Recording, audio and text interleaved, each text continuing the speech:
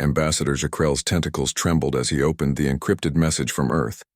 The Galactic Council chamber fell silent, its crystalline walls reflecting the bioluminescent glow of 300 species gathered in emergency session. They had blockaded humanity's homeworld 6 months ago, expecting swift capitulation. Instead, they received this. Esteemed members of the Galactic Council, Jaquel began reading, his translator struggling with the peculiar human cadence.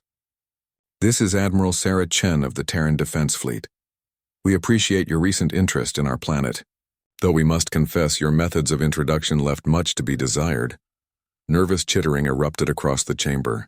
The Cathax delegate's carapace darkened with anger. They dare mock us? Their primitive vessels cannot penetrate our blockade. Jaquel raised a tentacle for silence and continued. You declared us a developmental threat because we refused to surrender our weapons and submit to your guidance. You claimed our aggressive nature made us unfit for galactic society. You surrounded our world with 3,000 warships and demanded our surrender within 30 cycles. The holographic display activated, showing Earth floating in space, surrounded by the Council's mighty armada. The image shifted, zooming into the planet's surface where cities continued their daily routines, seemingly unconcerned. We considered your offer carefully. The message continued. We held votes. We debated. Our leaders consulted with scientists, philosophers, and ordinary citizens. After much deliberation, we reached a unanimous conclusion. The chamber leaned forward collectively. Perhaps the humans had seen reason after all. No. The single word hung in the air like a death sentence. But we're not unreasonable beings. Admiral Chen's voice carried a strange lightness. We understand you mean well in your own paternalistic, condescending way.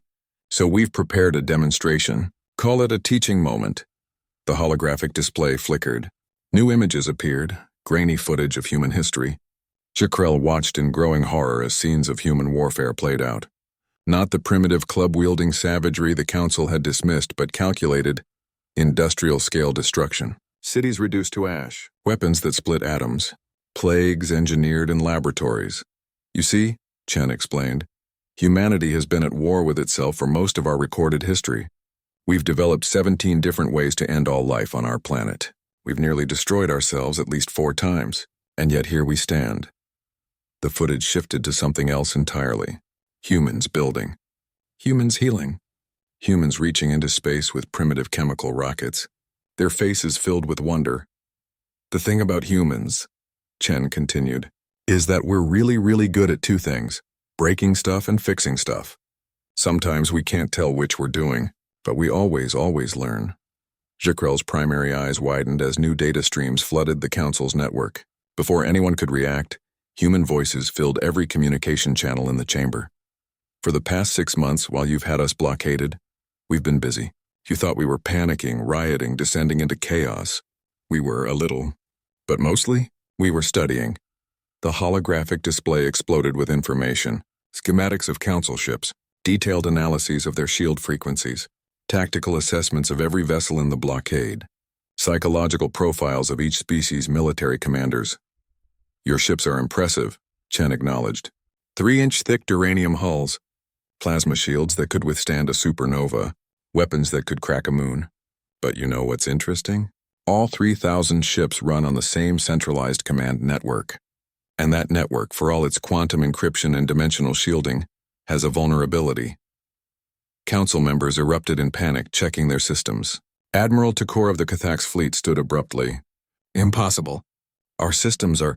His words cut off as every Council ship's exterior lights began flashing in perfect synchronization, spelling out in every known galactic language, hello. You left the back door open in your garbage collection subroutine, Chen explained cheerfully. Honestly, we expected better. Our teenage hackers found it in 3 weeks. We've been inside your systems for 5 months now. We know everything. Fleet positions, supply lines, the name of Admiral Takor's favorite eating establishment on his homeworld. Lovely place, by the way. The fermented krill moss comes highly recommended. Jaquel felt his respiratory systems constrict. This was impossible. The Council represented civilizations millions of years old. They had conquered galaxies before humanity had discovered fire. Now we could have used this access to destroy you, Chen continued, her tone shifting to something harder, colder. We could have vented your atmospheres, overloaded your reactors, turned your own weapons against you. We're quite good at that sort of thing, as our history demonstrates. But we didn't. The display changed again, showing human cities. Children playing. Families gathering. Scientists working in laboratories.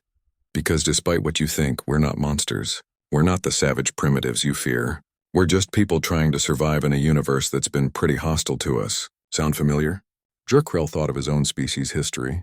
The wars, the near extinctions, the desperate struggle to reach the stars. Every species in the Council had similar stories, buried beneath millennia of civilization. Here's what's going to happen, Chen said. You're going to withdraw your blockade. You're going to leave us alone for, say, 50 years. Let us develop at our own pace.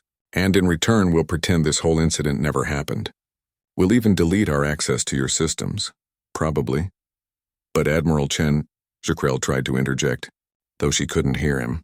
If you refuse, well, the display shifted one final time, showing a map of Council space with countless red dots appearing like a spreading infection.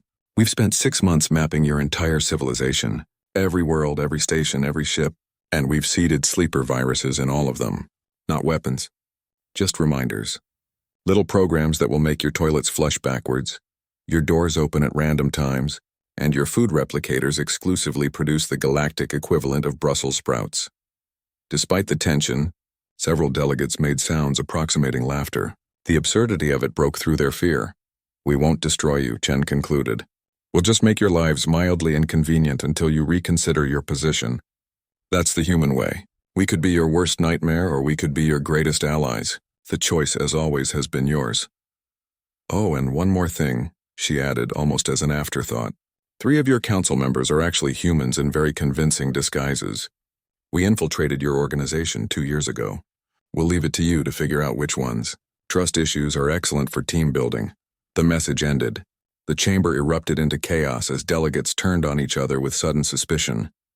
Jekrel looked at his fellow council members through new eyes, wondering which might be human agents, realizing the paranoia itself was probably the point. He drafted the council's response with trembling tentacles, recommending immediate withdrawal. In the end, the vote was unanimous. Humanity had taught them a valuable lesson: never underestimate a species that had survived itself. As the fleet retreated, Jekrel couldn't help but feel a strange emotion. Not fear, exactly. Something closer to respect. The humans were right. They shouldn't have messed with Earth.